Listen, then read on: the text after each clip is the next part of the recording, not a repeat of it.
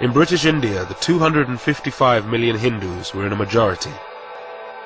India's 92 million Muslims were concentrated in the northwest and northeast of the country. For nearly 200 years, Britain ruled over India's 380 million people. India was the centerpiece of Britain's empire, a source of money and power. The Mughals control most of India.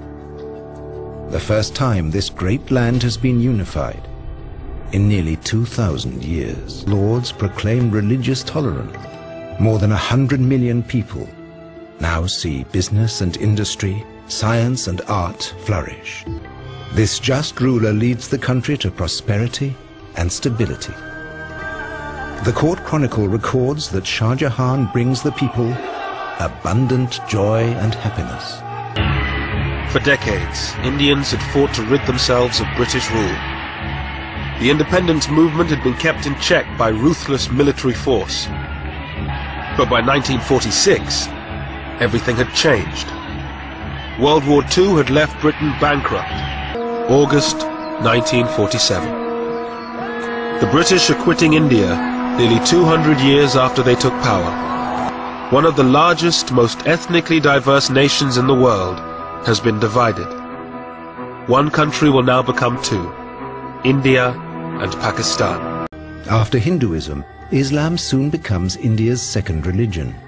The British leave, and there will be a democratic form of government, you see, But in a democratic form of government, the Hindus will always be in a majority, and the Muslim will always be in a minority. We have no chance. Our minority will never be transformed into a majority, and the Hindu majority will always remain a permanent majority. Therefore, we have no chance. It was championed principally by one man, a 70-year-old British-educated barrister, M.A.Jinnah. His Muslim League demanded the division of India into two, one country for the Hindus and Sikhs, and another for the Muslims. In March 1946, a British government delegation, the Cabinet Mission, arrived to negotiate between Congress and the League. Pandit Nehru, who calls for an Indian republic, is accused by the League of working for domination over the Muslim minority. Jinnah did compromise on his demand for a separate Muslim state. He accepted a united India if it had weak central powers. But Nehru, a socialist and believer in a strong central state, refused any such concessions to the Muslim League. Nehru addressed a convention of Congress members, and he said that there are only two powers in the land, the British and the Congress. Then Quaid-e-Azam said, no, there was third party, and the Muslims. At the 1938 Muslim League conference in Patna, Jinnah accused Congress of being only a Hindu body. The speech that Mr. Jinnah made there was a bitter attack on the Congress. So bitter that Gandhi was obliged to make a reply. Mr. Jinnah, the Muslim leader, holds fast to Pakistan, and it's reported that his maximum concessions were regarded by Congress as inadequate. At any rate, the fateful conference at Simla, following the preliminary work in Delhi, has ended in failure. There are two major nations, the Hindus and Muslims. 100 millions of Muslims cannot be characterized as a minority. Gandhi spent the first months of 1947 walking through the villages of Noakhali, holding prayer meetings, trying to bring Hindus and Muslims together. Gandhi had always opposed constitutional concessions to Muslims. For many of them, he represented Hindu supremacy.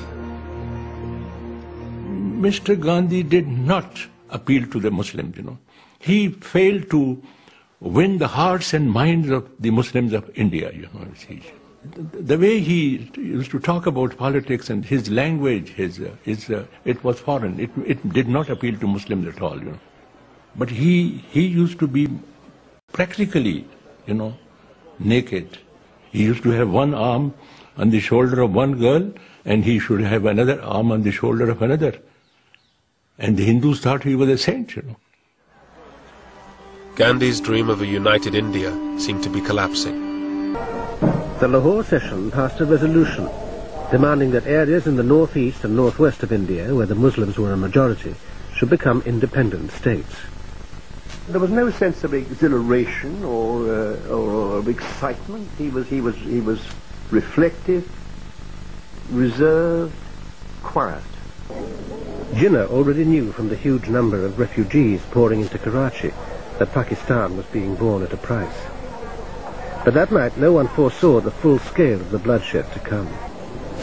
Across the new border in Amritsar, Sikhs and Hindus killed all the Muslims they could find. You can't imagine what atrocities were committed. Slaughtering people, raping women, killing children, looting of properties and things like that, you see. Oh, it was the greatest bestiality you could ever imagine. And on the 10th of January 1948, he began another hunger strike as a means of stopping the massacre of Muslims in India. Jinnah, now installed at Government House, addressed his people. August the 15th is the birthday of the independent and sovereign state of Pakistan.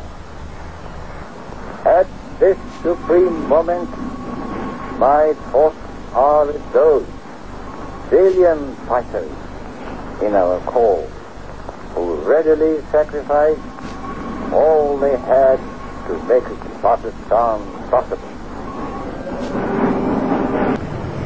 The next morning, Jinnah and his sister Fatima drove from Government House to the new Parliament for the transfer of power. The Mountbattens followed, amid a final display of British pomp. Yes, we are parting as friends, and I sincerely hope that we shall remain friends. Britain's departure brought glee. Partition would bring horror. And we fought for Pakistan because there was danger of denial of these human rights in this subcontinent. Qaid-e-Azam, meaning great leader, was the title Jinnah's followers had given him. Yet at this moment of his greatest triumph, he seemed strangely aloof. I got this amazing sense of his power, of the potency of the man. Here is Pakistan's King Emperor, Archbishop of Canterbury, Prime Minister, Speaker, all rolled into one formidable Qaid-e-Azam. Only voicing my sentiments and the sentiments of millions of Muslims when you say that Pakistan should be based on pure foundations of social justice and Islamic socialism, not otherism. We want the division of India into Hindustan and Pakistan because that is the only practical solution.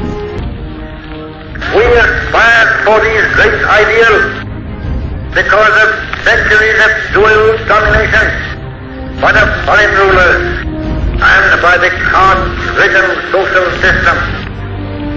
This domination continued for over 200 years until we realized that it would ultimately mean a complete extinction of Muslims individually as human beings and collectively as a nation. After all, the story of Pakistan's and its struggle and its achievements is a very story of great human ideals struggling to survive in the face of odds and difficulties. This biggest Muslim state came into being on the 15th of August 1947. It was not merely a government which came into existence. It meant the birth of a great state and a great nation, one supplementing the other and both existing for each other. Automatic pistol and went to the prayer ground, evening at 5 o'clock or maybe 5 minutes. He took 3 steps, bowed before Mahatma Gandhi, and he shot him point blank, 3 bullets.